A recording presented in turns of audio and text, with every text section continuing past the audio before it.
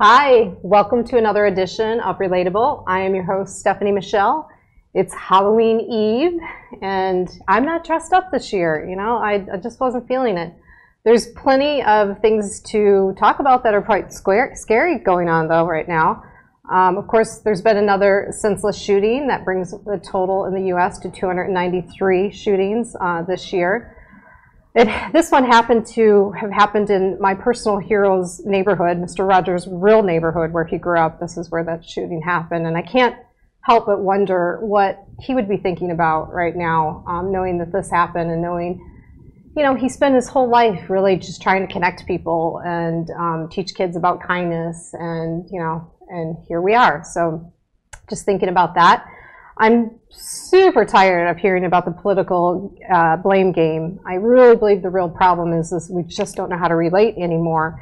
And this is the thing that's hurting us the most. It appears that we're trending towards a time and a place where we don't value human life or connection. And of course that concerns me because all I care about is connection. So today we're going to be talking about something that doesn't sound like it's connected to all of this, but I assure you that it is. We're going to be talking about burnout in the workplace, in particular how women experience it.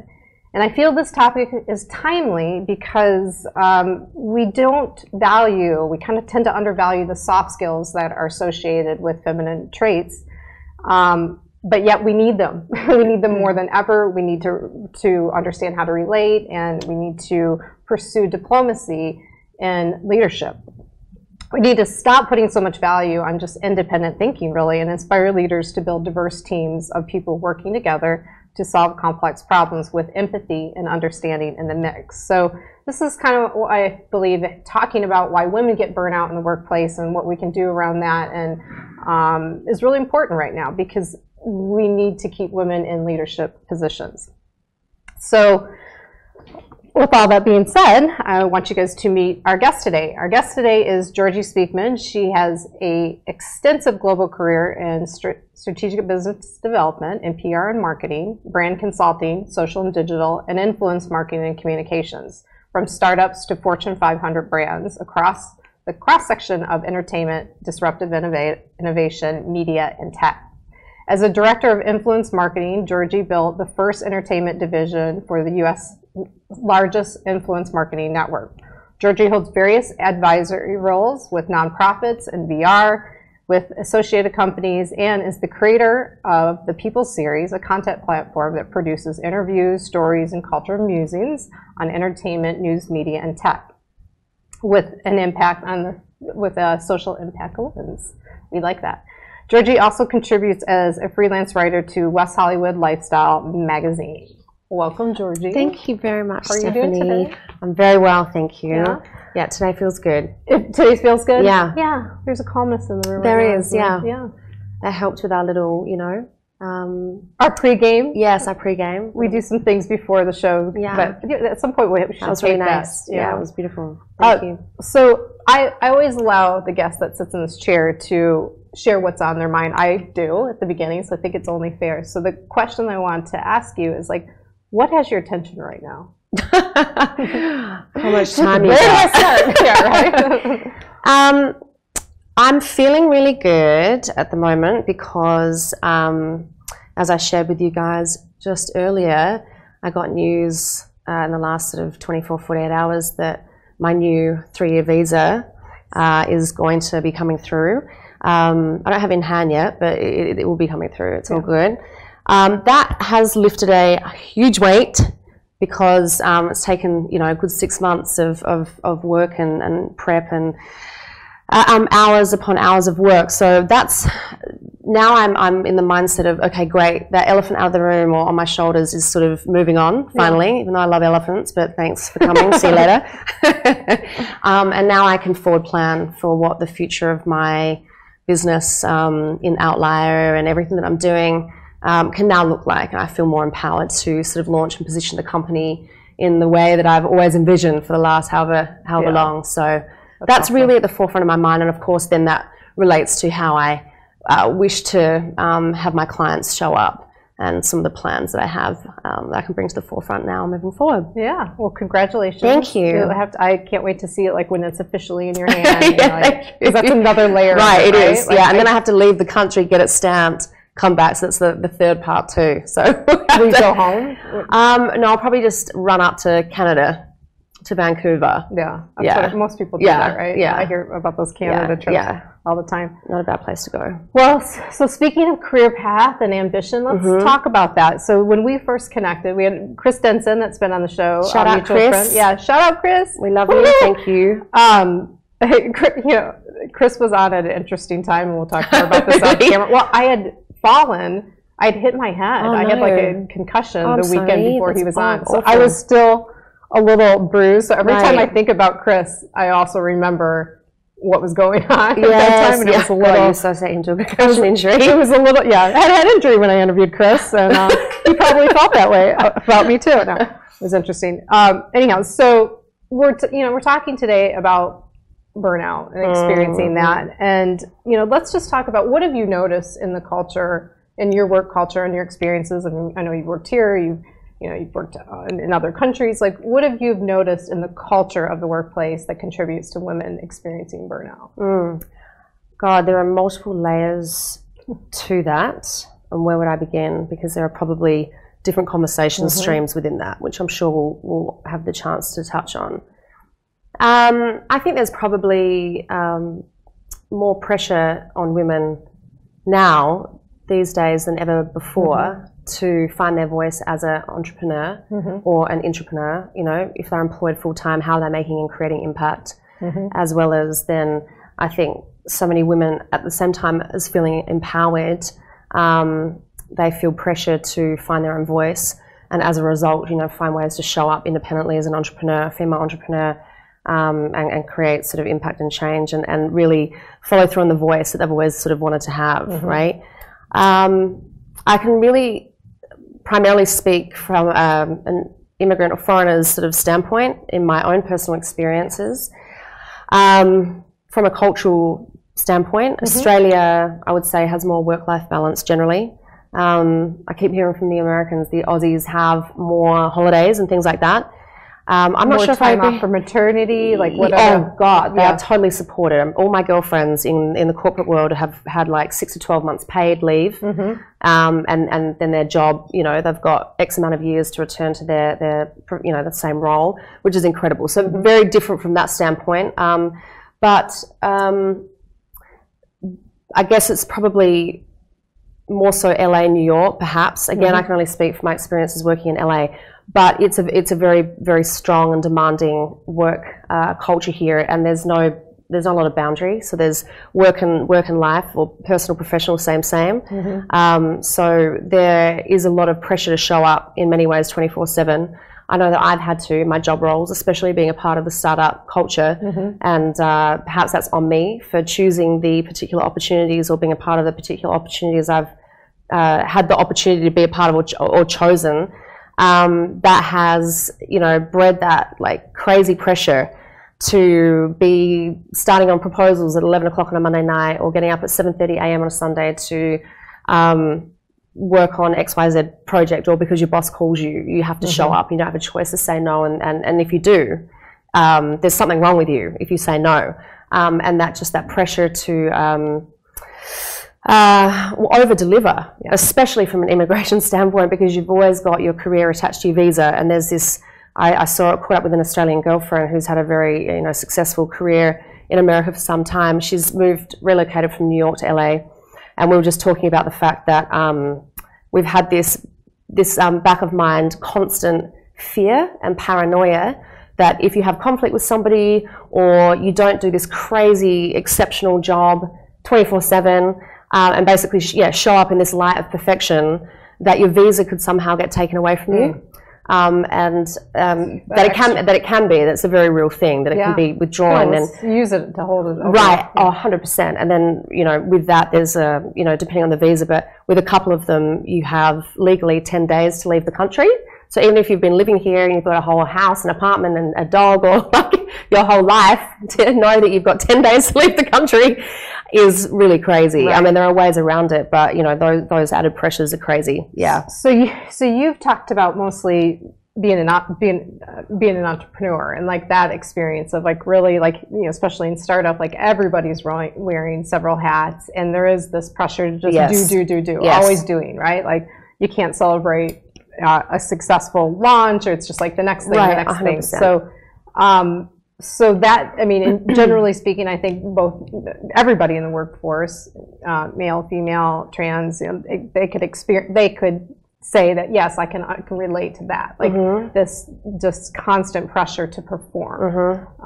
So do you feel, so just knowing that, that exists, we haven't really talked about it from a corporate level, but it's there too. I mean, you know, it's probably more competitive. You've got more people in the mix than what a startup has, but there is this constant perform. You've got to perform and you've got to do it in a short period of time.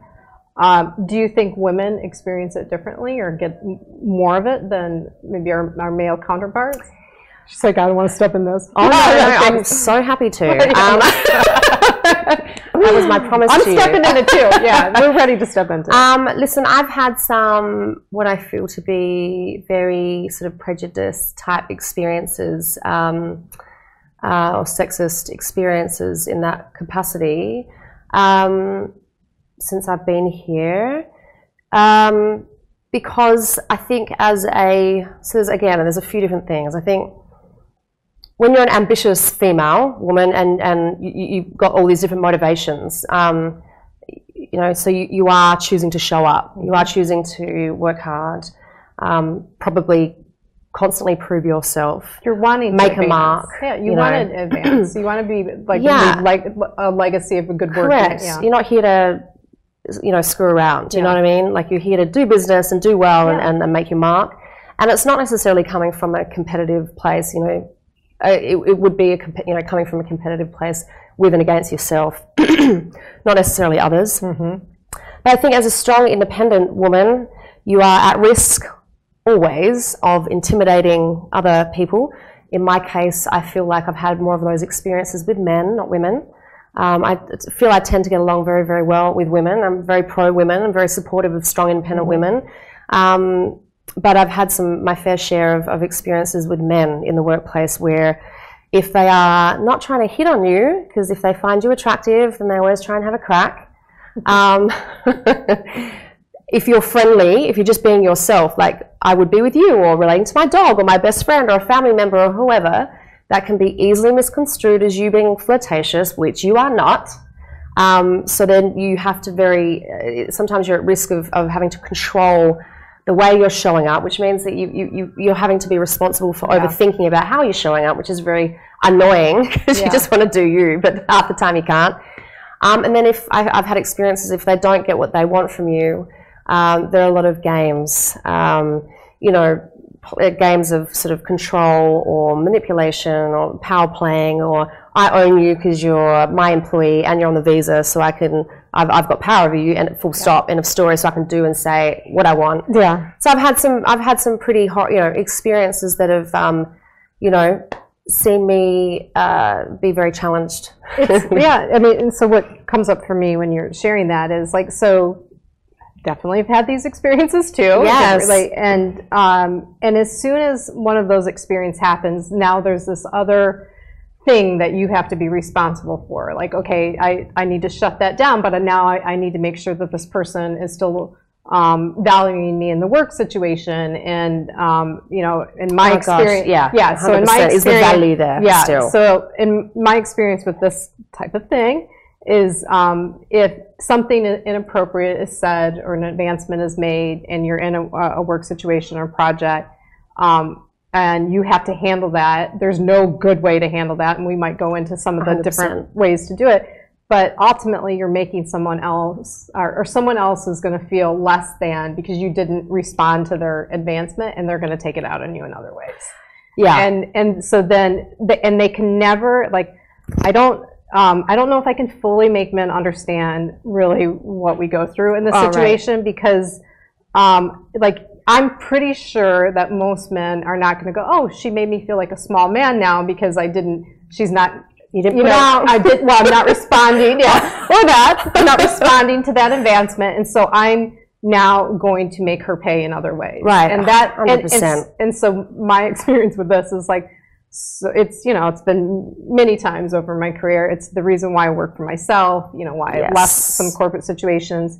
And so I always thought, the right way to kind of handle that is like, well, I'll just be so good at what I do that the other thing is not an issue. But that's so much pressure also, again, in addition to that extra layer to put on yourself, This is a direct path to burnout, though, because in that, and I'm like goosebumping my whole body because this is like releasing a bad pattern. But in my experience, I'll go, okay, I just want it to be about the work. I'm just going to do the work, and I'm going to do the work so damn well. Why can't it just be about the work? That they'll value me for it. Right. They end up resenting you more. But in that process, you get burnt out. Down if you do, down if you don't. Yeah. But in that process, this is where I think a lot of the burnout happens, because you're trying to overcome so much. How am I dressing? What am I saying? And now doing the extra work that it becomes expected, and you're just like the layers of things that you've taken on to deal with that situation are just completely fatiguing. Yes. And it's hard to overcome that. Like, you start that pattern and it's like, okay, now everybody expects that from you. So I think it's different. I mean, I tend to, and look, I hate generalizations, but, I'm going to speak from my experience, and I know that you are too, but I do tend to believe, based on my own experiences and my female friends, that we'll take on so much more. Yes. And we'll do other things. Like, I think I was reading a study that, like, when you're experiencing your value being devalued or not, not valued as it should be, you'll do these weird tasks at home, which are extra things. Like, I'm going to clean the grout work. Right. Do my lawn. Like, just weird stuff. It's strange, right? Like, I think it's the exacerbation of like perfectionism, or just like finding maybe elements or aspects of your life you can control. And so, like, sometimes when you're cleaning the house or whatever, it just makes you feel better to at least you have all these things in order, the things you can maybe control, right? Whatever it might be, as opposed to the workplace where you often feel very much out of control. Of your environment. And so, so we definitely, I think we both agree that it's different for. Yeah, I think. You ever talk to a man? Have you ever had a man admit to you that they're burnout? Say that again. Have you ever had a man admit to you that I'm feeling burnout or tired or just overwhelmed? From me? No, or man admitting Not at all. Not at all. I know so many men that can live off, like operate at a high functioning level and don't need a lot of sleep. Whereas I feel like us women might need our beauty sleep, and not literally beauty sleep. We just need our sleep, whether it's a 6, 7, 8, 9 hours. A lot of men I know just don't need a lot of sleep. I met somebody recently that has to do that much when they wake up. 1 or 2 hours, of sleep. Shirt, pants, wash the face, right. underwear. We have so many other things we're going to worry about, boys. But one thing I want to add is, like, in the corporate world, I discovered that, and my experiences in Australia, I feel like the HR, human resources, for example, is very much in support generally of the individual, whereas here in America I feel like they're very much protective of the corporate infrastructure and the corporation.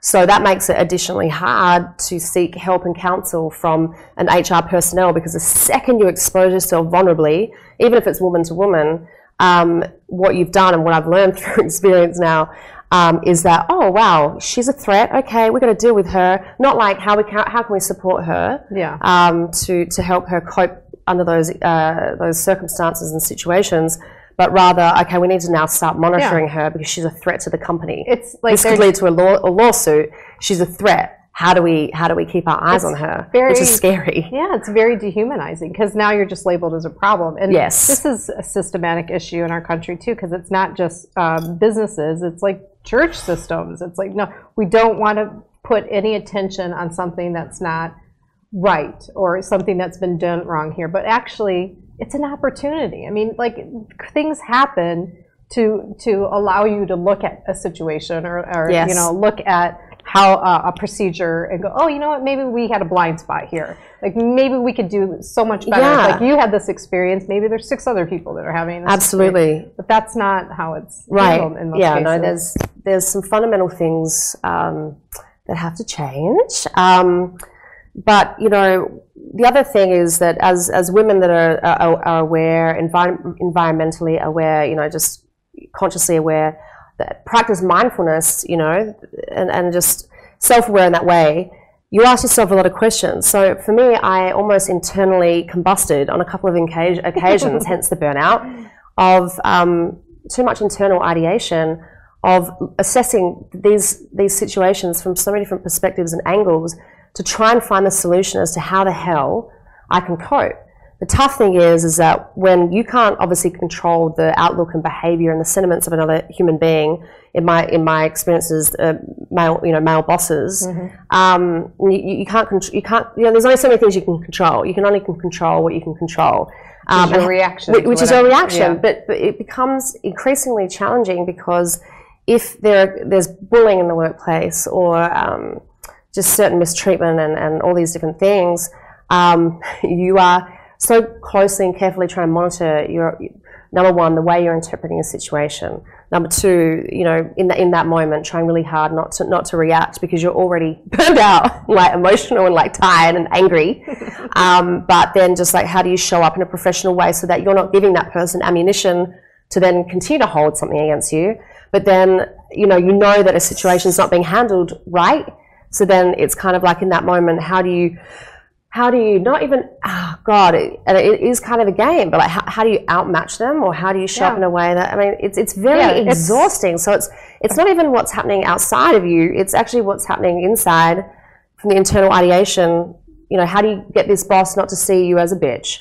You know, if you've, am I allowed to say that? Yeah. If I've knocked them down or back, you know, do they see me as a cold, hard bitch, which I'm actually not. But you have to develop and put up this hard exterior so they don't feel they can continue to take advantage of you. But then you do get this label of, you know, you're a hard ass, you're you know. I think the point that it's a hard made, balance. What I just heard in all that is the masking is the fatigue. It's like the masking is the fatigue. One thing. It's like it's just the work, 100%. Right? It's just like I just want to do the work, but then having to not be able to be authentic, yes, to do the work in the best way that you can do it, and having all these other layers and dynamics, and yes, the voice in the head, and you know, and then trying to go, oh, when he did that, did that mean this? Yeah, and you get so messed up, so much, you know, like from the overthinking in those moments, and of course you take it home, but because there is not a lot of work-life balance, I feel, especially in that startup life and world, and when you're working for very important people in industry and you're trying to do a great job. And you want your company to succeed, by the way. You know, your name and your job role is attached to the success of the company. So then it's not just the boss and sort of colleague sort of situations you have to deal with, but really you want your name to be associated to successful startups as well. Yeah. But where was I going? Where was I going with that? I was about to say something. It's okay. It'll come back. It'll come back. It'll come back to. Well, what I think the opportunity, and just hearing you talk about it and kind of thinking about my own experiences is, would you know the show Billions? Have you watched yes, I've watched a few episodes. Oh my God, yeah. Love the show. Yeah. But here's this example of a very high pressure. Maybe when it's become dominatrix. Yes, that's it. That's what I was going to say. Yeah, dominatrix. No, but the accepting clients, the psychologist that's in that position, the woman that is the dominatrix. Right. But she has this position in this very high stress office. Yes. That, hey, when there's a situation going on, anybody can come in and talk to her and decompress. And I think that having these mediator type positions within companies is like, it should be a must at this point, because I don't think there's too many industries that are not high producing, everything fast paced all the time at this point. Definitely in our American culture, it's like, you know, work all the time. No time off, no complaint, just work. If that's going to be the norm, then we need something that lets us decompress and fine tune our mental health. Yes. And maybe that person, like it's pseudo, psychologists or mental health plus HR, but because they're more involved on a daily basis, we can go to them at any time, not just when there's a situation with a coworker. then they might be able to make better informed decisions when that situation arises, because now they know more about your personality and your characteristics, and they don't have to look at you like this person that just put a red flag on the plate. I think that's part of I think that's part of the solution, but definitely part of the problem is when there's a situation between two human beings, very rarely can we solve it between us. It's nice to have somebody come in with different perspective. Yeah, I'm part of a couple of different women's sort of groups and networking sort of situations. But what's interesting is I also find that, I guess, because there is this pressure to perform and be successful and all those kinds of things, that even in those environments that are quite quick and not as regular, perhaps where you can sort of formulate a more transparent and honest and authentic relationships. It's not forced. I mean, they're great forums and great situations, but everyone's still in that impressionable space as well, because you've got a minute to tell the group, whether it's 100 women or 20 women or whatever the environment, what you're doing, why you're doing it, and what help you need. Often these conversations don't go anywhere too. Yeah. You might connect with a few different women in the crowd and you can continue the business discussion. Sure, you might find a great mate, formulate a great friendship out of it. But there's not enough still of women, whether it's real support, where it actually creates that real change, is what I'm trying to say. I think there's a lot of groups that sort of step up to try and support women in our situations, doing, entrepreneurial big things. But I don't know if it's just, and maybe the support is less about gender and more about mentoring, and I think this is another thing that we need to do better at developing, is the looking at the different types of relationships that every human being needs to have in their life. You need the mothering and the fathering, and you need somebody that's at your peer level that you can talk to certain things about, but you also need somebody that's been there before. And then as you brought up earlier, we're always going to look through our own lens. It's a very difficult skill to practice. Well, let me try to put their shoes on. Let me put this man's shoes on and see where he's coming from. But if we have different people that have different lenses that are our go-to people when a situation comes up, then we might be more equipped. But I don't know if we're doing that much anymore. We have a situation now with social media that we value what someone looks like more than anything else, and we're not seeking out all these important relationships that you need. Listen, maybe it's on me. Maybe I should have engaged a life coach, and maybe I should have had a therapist. I haven't had a therapist or done any form of therapy for years and years and years, and maybe this whole time is when I should have been doing it. I don't think that's weekly. On you. I don't think that's on you. I think that's a stigma that we have to get over. Right. Honestly, we're downtown LA. There's a Soul Cycle and a yoga studio and a Bauer Method. There's something on every corner for us to work out our body, and we totally accept that in society. If I want this to be different, I've got to work on it. Yes, right? Yeah. If I want this to be healthier, if I want my heart to respond in a healthy way, if I want my mind to respond in a healthy way, even to do better work, it should be totally acceptable to have these people that that are go-to. I'm a therapy. I have a couple different therapists. I have go-to people, and I think this should be a normal thing. We should be able to go to a place and go, I need to work on this. And yes, I found that through the hardest parts of the experiences that I had, I just didn't have the mental space or time to get clear to work out what the best solution was, because I was so on the rat wheel, and that's very real. Hence why burnout is a real thing, because you think in the time that you're doing the right things. Because I've studied Vedic meditation, and I've practiced Nichiren Buddhism, and I've got a bunch of different tools that I use behind the scenes in my private personal life that ground me, center me, and all those kinds of things.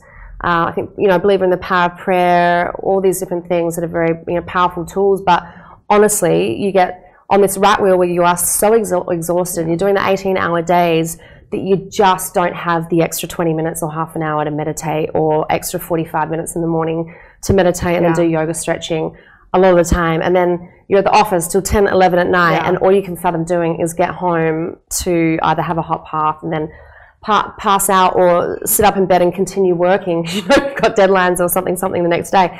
It's really hard. It's sometimes very, very hard. I've done so much spiritual work and again, all those tools. So you would think one would know better, or that I would know better, all those tools would be the saving grace. But to be honest, like when you're on that rat wheel, it's very, very hard to get off. The other thing I struggled with was that family, you know, would just, particularly my father is really the only one that I talk about my corporate woes with, because he's the one I have the primary business connection and relationship with. Him being a self-made, you know, entrepreneur himself. Of him going, well, just solve the fucking problem, Georgie. Just solve the fucking problem. And then I'd be like, but Dad, but then I have to change visas, and it has to be this, and then it's that, and then I don't know what to, and it's too soon, and I haven't done it at least a minimum of, you know, all these excuses, but very real things. And also, you know, under these environments, you don't want to, whilst it is startup stuff, there's risks something's going to really pop and be successful versus fail. And often, you know, you do take on the weight of that whole success of the company and the functionality of everybody. But there's that pressure, like of you don't want to give up, even if something can be so shitty and exhausting. Like you don't want to give up, again, especially the additional layer for me being the immigrant on the visa situation. That's a very, very, very overwhelming, stressful thing, just because of all the additional work and cost, by the way. You know, I've spent $16,000 alone on visa stuff this year, and 6 to 8 hours every Saturday, Sunday for weeks on end to pull this new visa situation together. And no one has any idea that to be an alien of extraordinary ability, which is the visa I've just secured, you're producing paperwork that high, and the detail that has to go into it, which is just the most stressful thing. So to just solve the fucking problem, or like whatever it might be, it's just not that effing simple, you know what I mean? And then of course you just don't want to exhaust your girlfriends, so the girlfriends that might be in corporate, everyone's busy, everyone's got the other, you know, and you become this, for me, it was like, I don't want to be one of those people that's on the phone, you know, crying and complaining every second, third night, looking for support. You know, you don't want to be that annoying friend that, you know, so it's hard, like, you know what I mean? I hear you. I think two things that... I meant to sound like woe is me, but like these are just the situations. You're just you're in this right now, so like, I mean, you just finished this, so it's real. Two things that kind of came up in sharing that. So I'm playing with time right now, so I definitely, and I've talked about this many times on the show, my relationship with time has to change, because you know, I haven't even got up to go to the bathroom, and my crossing out things on the to-do list is more important than my mental stability. In fact, that when I fell earlier this year, the first thing that I thought of when I came to after 20 minutes of laying on the floor in my own blood was, oh shit, I should cancel that work trip that I'm supposed to fly out. So that was like a real epiphany for me, because and I'm in my 40s, so this is a different time, and I think you kind of own, you know, your own value at a certain point. You're like, yeah, I've been here for a while, and so I know that, like, my ability has nothing to do with my time. My ability has everything to do with my experience. My ability has everything to do with who I'm connected to. My ability is connected to how I process things, you know, how I make decisions. But it's not about what I'm going to get done in an hour. And to allow myself to be in any relationship where that is what they're wanting, you know, you're going to work 8 hours on this project, like, that's just not going to work, because there's so much more going on. And I know that if I'm going to deliver 8 hours of good work, you know, or whatever, a day of good work, like, I have to do certain things to put myself in that best position to do that, which is rest. And I do think there's time to breathe and meditate, and even if it's 5 minutes, like, I'm going to do it, because I want to be grounded for that. And I think that you know, is something that we should all be doing. And if you can't, so, you know, getting back to, like, there's always a project. There's always some, like, what's different about now, and even when I started my career as a marketer, like, we weren't looking, like, everything's so timely. Like, you're waiting for things to trend, and you're like, damn it, I got to get on that. And that, if you don't get on it, you miss the moment. And you're like, okay, it doesn't matter if I don't sleep for 7 days. Like, this is the moment, right? I'm going to do this for my client or myself. So I think when we're in situations like this, we need to be better at verbalizing, like, I'm going to do this. I'm going to bust my ass right now. But when this is come over, whatever time. you're good. No calls. I'm going to be on a beach somewhere with a Cabana boy with fruity drinks, and don't call me. Like, I mean, if you're going to run like that, like, we need to break like that. You know, and either it's little things during the day that and it's not stealing a moment. To me, it's like, I need this moment to do that work. I need to be in my best position, you know, and running on adrenaline and no food and no sleep is like... I think there also comes time.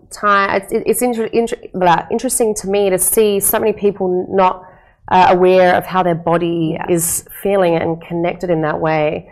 I think one thing I am proud of is really knowing how my body does feel and knowing what it does need. So I think amidst all the stuff, you know, I've still managed to make time for nature, even if it's a hike, you know, a couple of hikes on the weekend, just getting out in green and silence. But that's that, or whatever it is. But really listening to your body, and that's a real skill, because I think a lot of people are disconnected and we're so mind-driven as opposed to like centering and coming back to, you know, heart, soul, and connected to the body. And however you need to do that, like find that place, whatever that looks like. To sort of get there and really listen. It could be sitting still, it could be dancing in your apartment, listening to music, it could be, I don't know, eating a meal with a certain friend that allows you just to, you know, have fun and laugh and get stuff off your chest. I don't know, whatever it is, you know that you have to get to bed before midnight or have to get to bed before 10 p.m. Whatever it is, like honoring your body and really giving power to your body and where it's at is critical, I think. 100%. Yeah. I've caught myself saying, I have a body? Right. Because it is like such a head race all the time. But this is always communicating. It you is. know, like if you have a stomach ache or, you know, your posture, migraines, whatever it might be. I carry stress up in here. Me so too. I know, like, Me too. when that starts to come in, I'm like, okay, Yeah. we need to get up and move around. My acupuncturist is always like, circles. Have you done your circles? I'm like, yes, I've been doing my circles. Like, she always busts me. Funny. Yes. Yeah, I think that's a really good point. Like, obviously, this conversation today is not solving how or what to do about burnout, but there are definite things to be more preventative.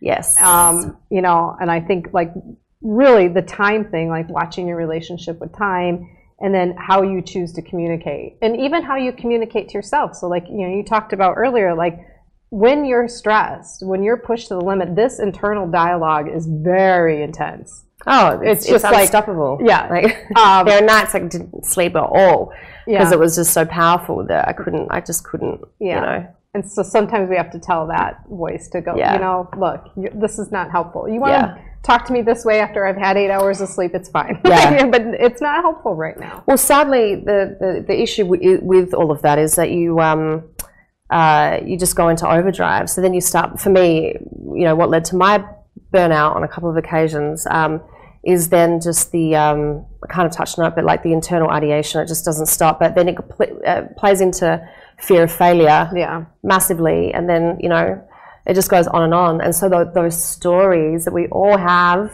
you know, that live inside, you know, they come rearing their ugly head like these big bad dragons. And, you know, sometimes it's very hard to, you know, stop them, even though you know what's happening. You're like consciously aware of this fear of failure, or these stories or these voices are like playing into me right now because of X, Y, Z.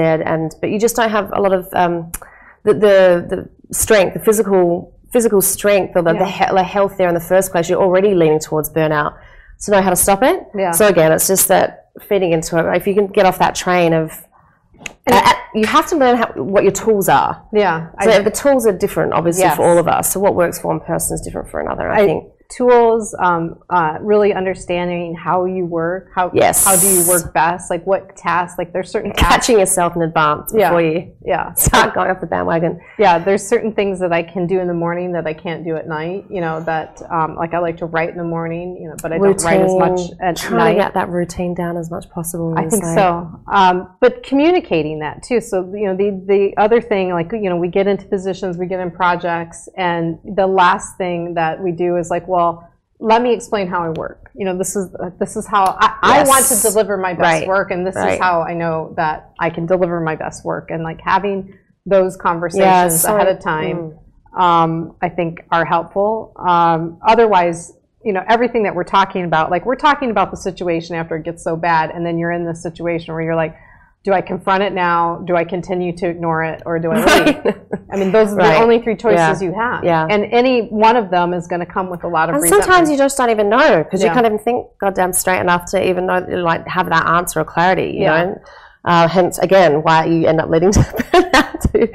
It makes a decision for you in the end. But I think we tend to overcommit to the corporation and the opportunity, as opposed to making it, whether it's a 50-50, 80-20, whatever situation it is, to making that commitment to yourself first.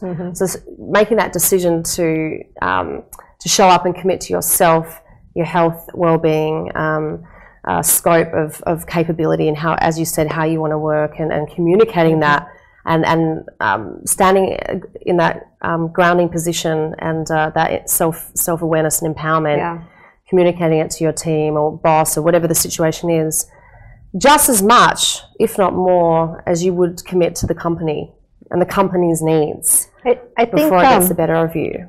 I'm a huge fan, and I practice this in all of my work, of shared vulnerability. You know, like kind of what we did earlier, like that could be the exercises we do for the show, that could be really vulnerable, but because we're sharing it, there's a chance for like our human moments, our human connection to really come alive in that moment. And I think, you know, we tend to look at sharing, oh, you know, I'm a little weak here, as a weakness. It shouldn't be. It's a strength. It's like being honest. I think people, when they hear it, they can respond to it like, oh yeah, I was feeling that way too. You know, we should, you know, try to practice this more. You know, if we you know, if we want to overcome these experiences of burnout. I lost my train of thought too, what I was going to say about this, but I think when you do, so there's language is everything. The way that we say things, with tone and the words that we choose, like every word matters, every tone matters. And I think when you go to express, like, hey, I'm having a hard time, I am experiencing this, you don't have to use the word burnout. If this is new communication between you and the person that you're going to have this conversation with, it's best to maybe have a solution, you know, in that mix too. So like, don't go to them and go and like overload it and expect them to solve it, but just say, you know, but I think this is what I need. This is what I'd like to do, if that's okay. Absolutely. And you know, then it's like, I think often we wait too long to communicate tough stuff. I think so. And then it's like downloaded. You just keep trying to somehow solve the situation within your own head, heart, mind, soul, everything, job role, before, you know, we have a tendency. Also, it's a lot of these startup, entertainment, whatever type environments absolutely do not create room and time space for what you just discussed. So that's the other issue, is that you're just not set up to have those conversations in the first place. And if that's, you know, and at that point, if that's the industry you chose, then is that on you? Yeah, well, that's a decision that you get to make, right? Like, if this is what comes, I wanted to be a fashion designer when I graduated from high school, and then I met some of them. I'm like, well, screw this, like, you know, just like, you know, the cattiness. Like, no, I mean, I still love fashion. I don't want to work in that, be a part of it, superficial that environment. Right. Yeah. I'm not saying that all designers are like that. I'm just saying that was my all of you. Yeah, all of you. But like, I had some early taste. I'm like, no, this is not the industry that I want to work in. So you can make that decision, or, you know, you find help and resources outside of that. And like, I just can't really encourage and express that enough. Like, first of all, we live in California. There's all kinds of cool holistic therapeutic things that you can do to take a moment for yourself when you're already experiencing a sense of overwhelmness, and so somebody else is taking a massage, just having your you know, like, because what we're talking about, stress creates like all these little things in your body, like just having your body touch because you've tuned out that it's attached to your head for so long. That's absolutely one of my go-to things, is the Korean day spa and or Chinese massage. Like, I've spent so much money on getting, whether it's the weekly massages, you know, at the end of the week or a Sunday afternoon or whatever it might be. And that has been a saving grace. I'm big on that. And so again, you have to find what works for you. Find what works for you, but look, seek it out. And even if it's one little thing, it could significantly change. I mean, even keeping like Epsom salts and soaking in your feet at the end of the day, like it doesn't have to be expensive. But I think the challenge is like once you're already feeling overwhelmed, it's like I don't know what to do. It's just like, well, just try something. You know, whether it's communicating with a friend, finding a therapist, like doing something that you don't usually do for yourself, that is a nice thing to do for yourself. Yes. Like those little things will help to like start to like set a pattern of like, okay, now I'm moving in a different direction. Like I don't want to experience this anymore. I'm going to have to figure out a different way to communicate or maybe switch industries, you know, whatever the case may be. But yeah, I think, you know, I was very aware of, okay, well, Georgie, this is your choice. You chose to be here. This is the career you want. This is what you're fighting for. So it's your fault. Like you choose to be there. So it was kind of that playing on me too. And it's sometimes hard to, you know, because you're trying to take responsibility, as much responsibility for being there. Like you're choosing to be in that environment in the first place. You didn't necessarily ask for things to be a certain way, but like, you know, how much of this do I need to own versus I choose to be here, but still I need you to whatever. I don't know. Yeah. So yeah. Do you are you a big question asker? Do you like when you're in a situation with a work project and you feel like what's being asked of the work feels like a, you know, maybe what do I want to say? Maybe the expectation is too high or whatever. Like, will you ask a question like, do we have any more time on this? Or no, no, absolutely not. And this is where being impressionable in the workplace, where you've wanted to be an overachiever, over-deliver, perfect work, or just be able to say, I can do it. I haven't done that enough where I've set those types of boundaries and parameters historically, because I just haven't felt like I haven't wanted to be a precious female. I haven't wanted to be. Would you try it? Like, does it freak you out just thinking about like trying it? Because you are, you've said, you know, what did you just say? Like high achieving, like you're attached to that. Like you want, well, not in a bad way, but you like getting stuff done. Like you like being in a position of like, yeah, I did this. I'm working with amazing people. That was an amazing project. Like that's fuel for you, right? Yes.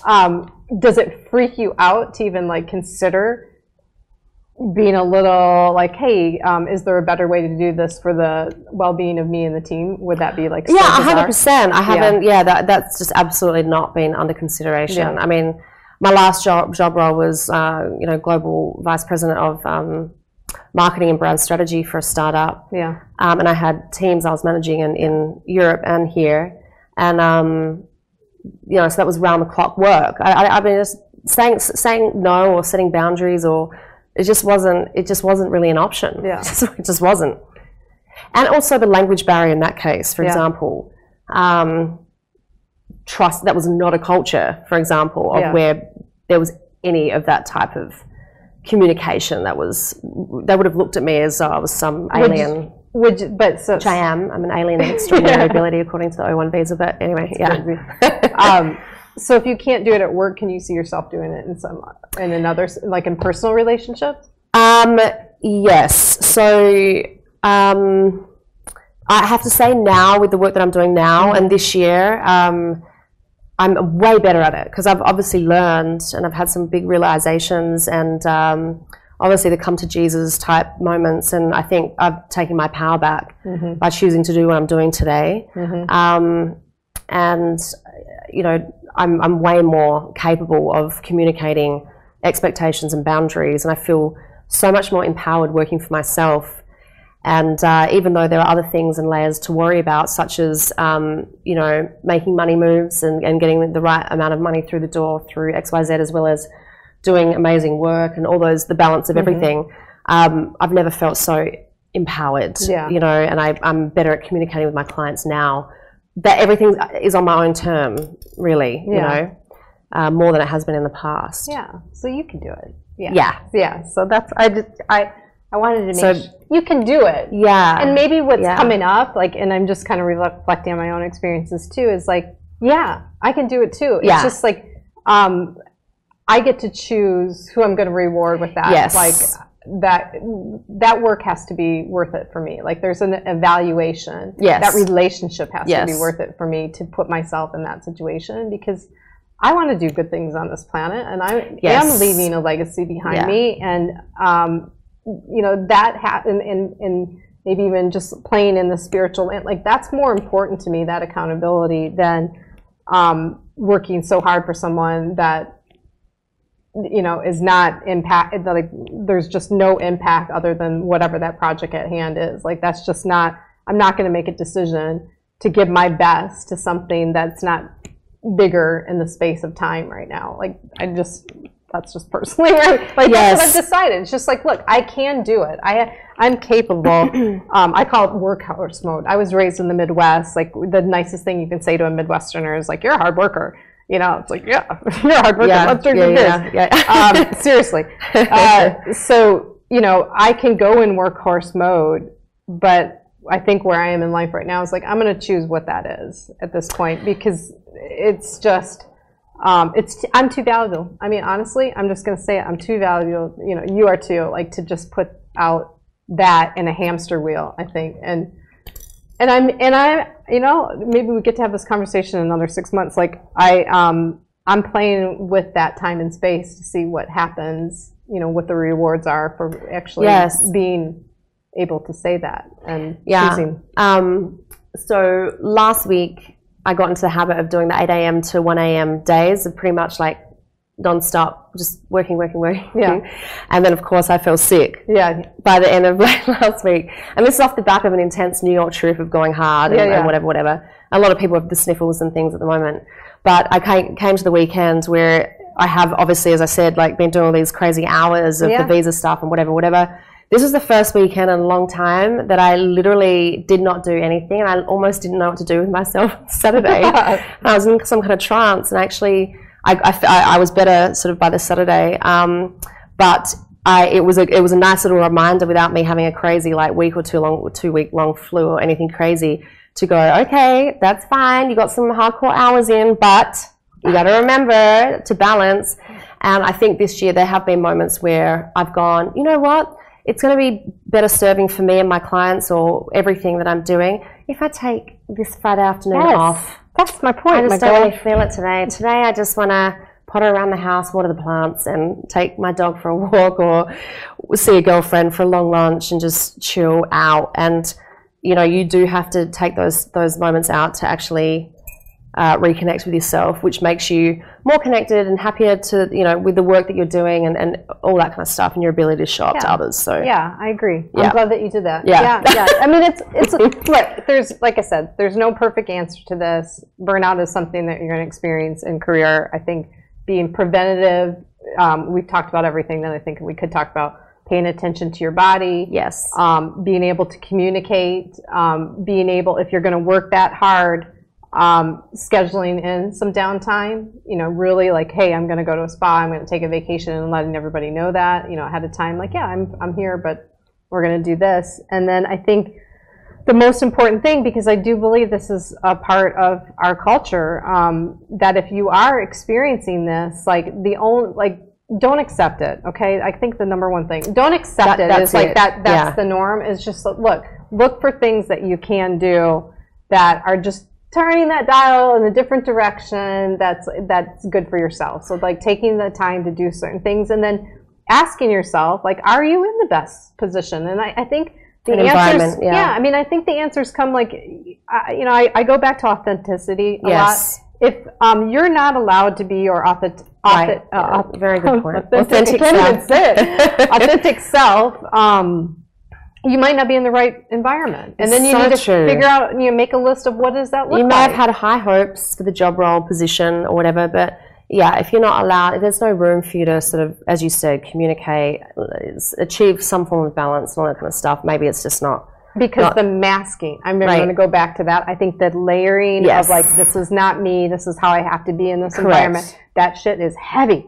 And it's got to stop, and it's a choice. And that's where the fatigue comes in. I think that's the number one reason why we as women experience the fatigue, because that mask and carrying so many layers of that mask around becomes so heavy that it is literally physically fatiguing. 100%. You couldn't have said it better. That's yeah, 100%. And again, I was going to say something and I can't remember.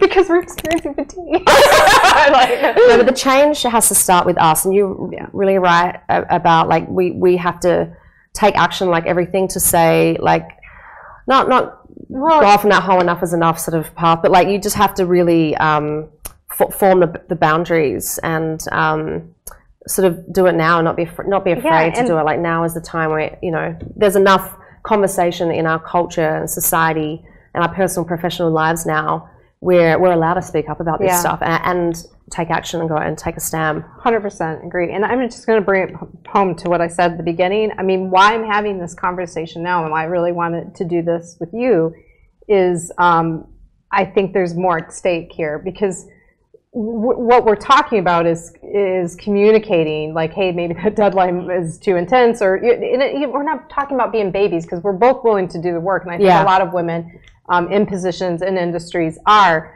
But I think really what this is connected to, especially for me, is that this is the type of leadership that we need to see, that we need to be considering humanity and well-being in everything that we do, because we've lost touch on it.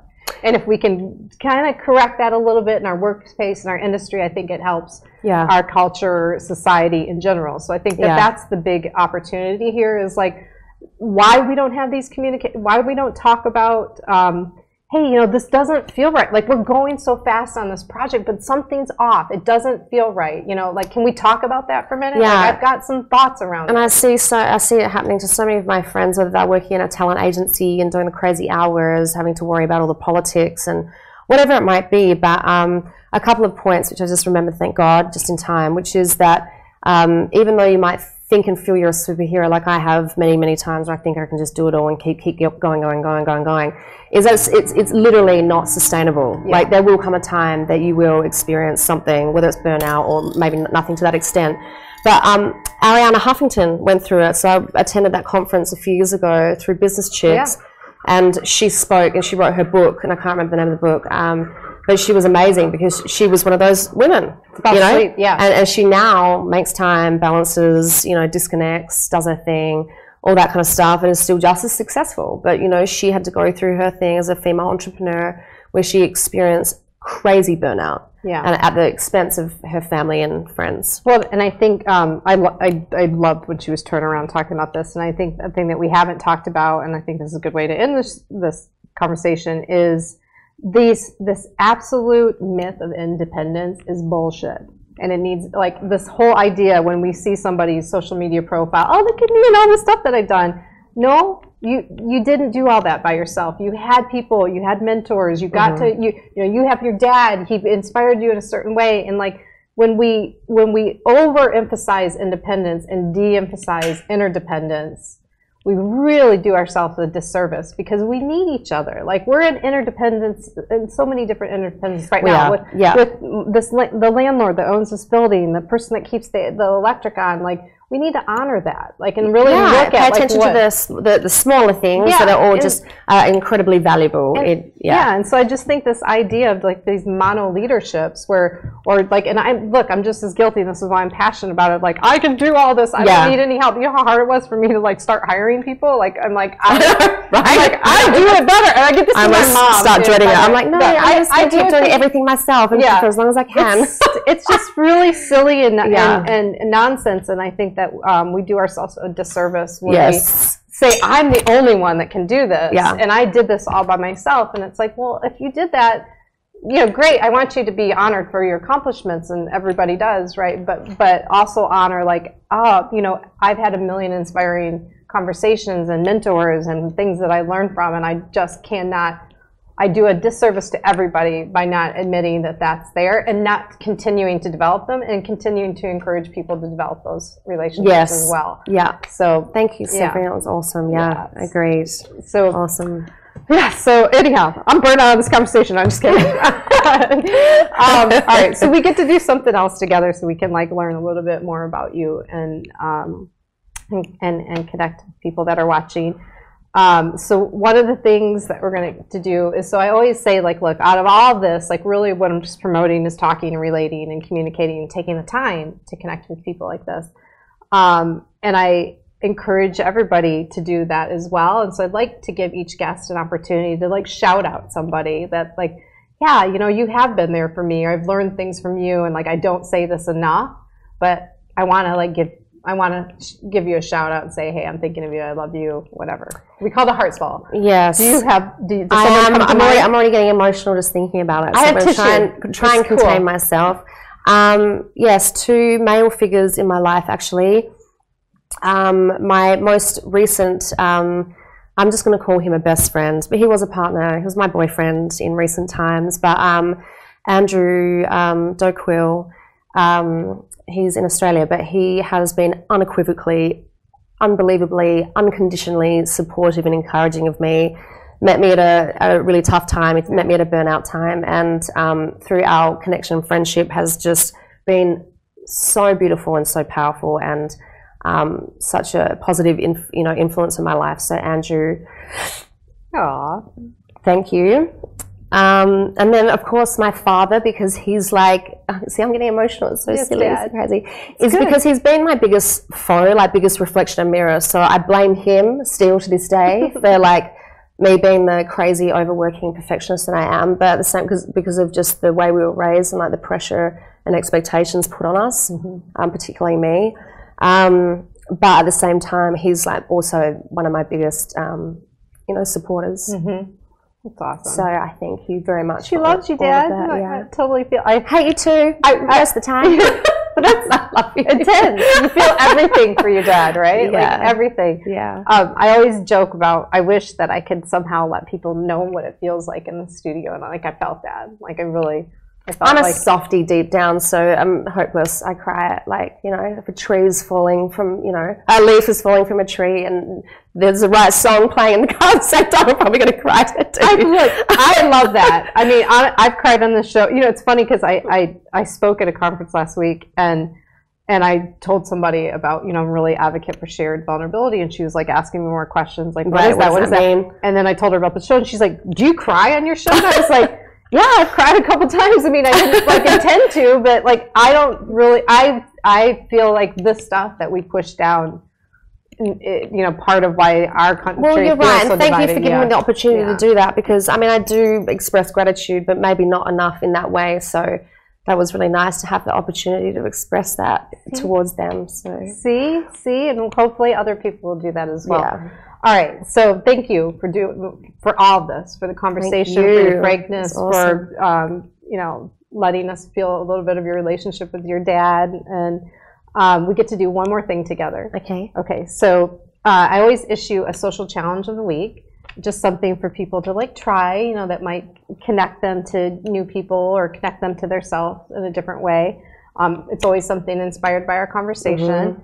I'm feeling very strongly that it should be something like, if you are experiencing burnout, like, make a list of like 2 or 3 things that you can do right now, just little things that are nice for you.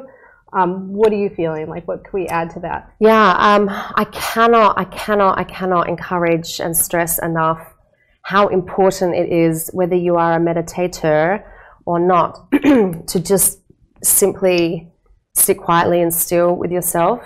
Whatever that looks like. I don't give a shit if it's in the corner of your bedroom, on the floor, in bed, on the couch, with or without music of any kind, but literally just deep breathe. Again, it doesn't have to be proper meditation as such, but actually just checking in with your body and trying to sort of receive messages and just really being present, learning how to be more and more present with yourself.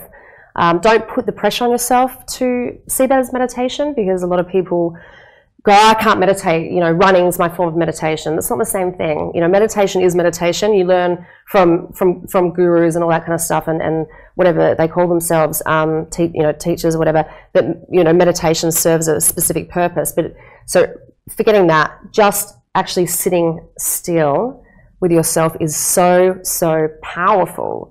And you can actually find the messages, the resolutions that you need, you know, it's energy inducing. It's a whole range of things that allow you just to reconnect, recalibrate with yourself and the energetic ether, which should allow you to really like go forward in a different kind of way. Yeah. So I think that's the challenge, is like, I don't care how busy you are, if you've got kids, no kids, whatever is going on, like find that time, find that moment, sit in the goddamn shower, like under the hot water, and just wherever you can find your quiet time and sit still. I 100% am on that. And just to reiterate, like, you don't meditate to get the answers, but in that moment of nothingness, correct, because you've allowed yourself to have a break, they come afterwards. Correct. So a lot of stuff, right? I mean, I know we've talked about this, and I suspect it's true for you that, like, even in your busiest time, and there's things you're like, I don't totally have the answer for this, but I'm going to take this little break, and then it reveals itself afterwards, or in the right moment, exactly when you need it. It's not necessarily, you're not meditating to like get it out of there. You're meditating to give yourself a break, so a new thought or new thing can come into that space, I think. So just if meditation is weird and you've never thought about doing it, know that, like, you want to get to a point of nothingness, and that's the hardest part, because your mind's gonna be like, I got to think about this or do this or whatever, but don't have like a goal, like, I'm doing this because I need to figure out the solution for this work problem. That's not it. Yeah, it's like you need to give yourself a break. Just do not even and there's entertain the thoughts. Tons of like little short videos that you can watch on how to meditate. You know, Rohit talked about this last week about, you know, learning something new. So I think it's a good reminder this week for social challenges, like, lean into meditating and learning. Yeah, but I think, I think the meditation thing, because I encourage friends that are stressed or whatever to meditate, and then they go, oh no, I don't meditate. So just, even if it's not meditation that you think you can do, just, again, scrap that. It's just about breathing. So actually just follow the breath. We literally cannot exist. We're not alive without our breath. So the breath is everything, and it's only in those moments of taking a break and sitting still with your breath that you can be literally at one with yourself. And again, it's not about entertaining the crazy ideation that whatever it is going through your head, or like, what is it you've got to do? Just come back to breath. If you just focus on breath, sitting still and deep breathing, that literally will just, you know, I feel like it will resolve and solve so many things. And I agree.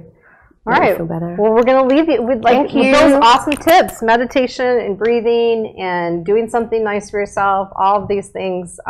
I really appreciate you being here. Likewise, Stephanie. Thank you again. If you do these exercises, you can reach out to us. Her social media handle is on the screen right now, and we'll be sharing your website, which is very easy to find, GeorgieSpeakman.com.